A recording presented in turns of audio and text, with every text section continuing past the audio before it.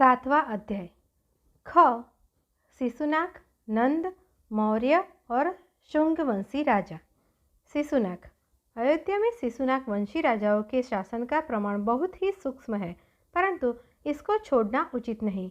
Awadh gazetteer जिल्द 1 पृष्ठ 10 में मणिपर्वत के वर्णन में लिखा है, मगध का राजा नंदवर्धन महाराज मानसी ने हमको बार बार विश्वास दिलाया है कि इसी शताब्दी में इसी टोले में एक शिलालेख खड़ा हुआ मिला था। उसमें लिखा था कि यहाँ किसी समय में राजा नंदवर्धन का राज था और उसी ने यह स्तूप बनवाया था।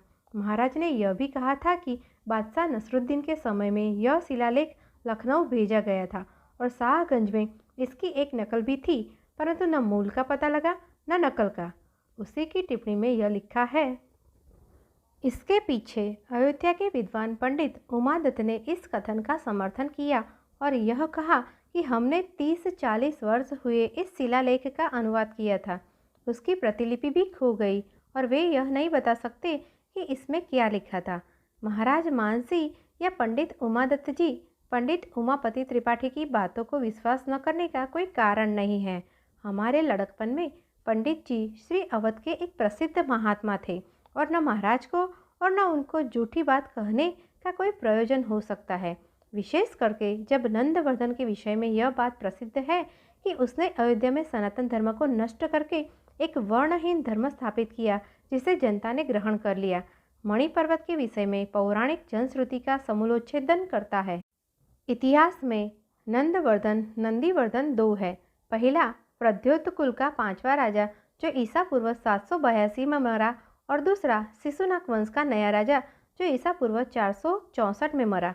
हमारे मत में मणिपर्वत का बनाने वाला शिशुनाग वंशी नंदीवर्धन है। अजातशत्रु ने भगवान बुद्ध देव से दीक्षा ली थी, इससे उसके उत्तराधिकारी भी बौद्ध धर्मावलंबी रहे होंगे और इनमें एक में न केवल सनातन धर्म को दबाया वरन एक बड़ा स्तूप भी बनवाया जो अब तक विद्यमान है। नंद। नंदीवर्धन के उत्तराधिकारी को महापद्मनंद ने मार डाला और ईसा पूर्व 422 से नंदवंश चला।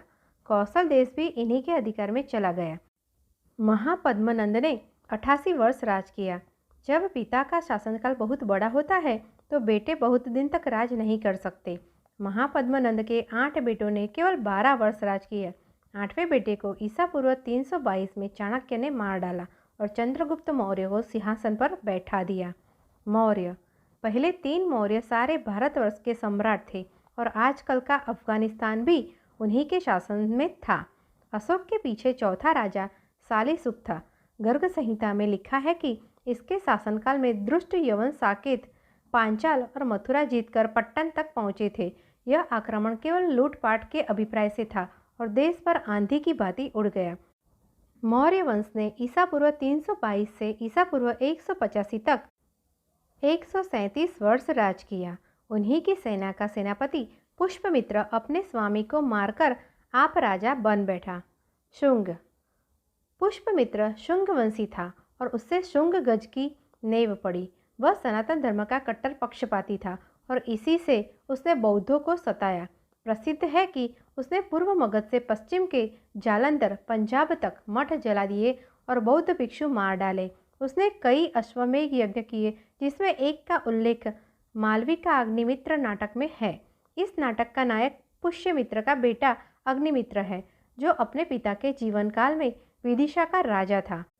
प्रसिद्ध भाष्यकार पातंजलि इसी के एक अश्वमेध यज्ञ में पुरोहित था। अयोध्या का शासन सुदूर पाटलिपुत्र से होता था, तो भी यह उस समय बड़ा समृद्ध नगर था और इसी कारण ईसा पूर्व 154 में यूनानी राजा मिनांदर ने इस पर आक्रमण किया। कठोर युद्ध हुआ और यूनानी राजा को अपने देश लौट जाना पड़ा। इसका भी उल्लेख पातंजलि ने किया है। अरुणद यवनः साकेतम।